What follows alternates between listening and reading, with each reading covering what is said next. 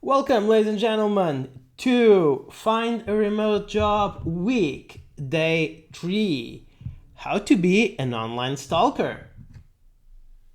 Yep, it's virtual coffee chat with Louise. Let's have a sip of coffee and learn how to be effective online stalkers to get a remote job. Well, now, obviously, don't be an evil stalker, right? I'm saying be an online stalker in the nicest sense, which is someone that researches and builds connections. So, what does this mean? Well, once you apply for a remote job, and ideally you're going to do this before you write your application letter, but at the very least do it before you go in for an interview. Learn about the company that you're applying, right?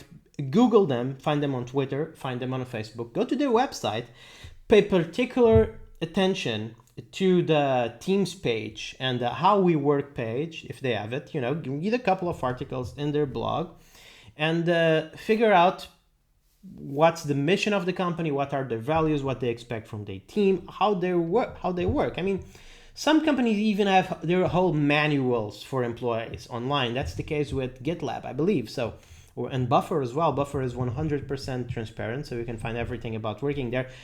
But even companies, even companies that don't do a big show of that, usually if you go to their blog, you can find out how they learn stuff, right? You can find out how they do stuff, how they expect people in their teams to do stuff.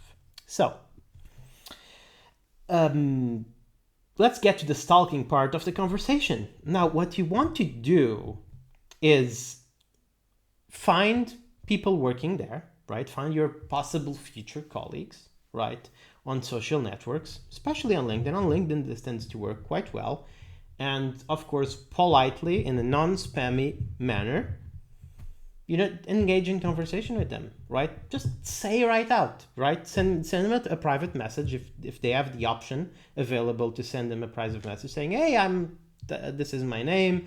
I love the company you work for. I'm applying for a job there. Are you available for giving me a couple of tips or for telling me a bit about what's it like to work there? And that's it. Don't be pushy. Don't be a pushy stalker. Be a nice stalker, right? Follow up after a day or two, and if they don't reply, and then obviously if they don't reply after your follow up, clearly they're not interested. Don't be a pain on those people. Don't be a drag in their lives. Move on to the next one. There should be plenty.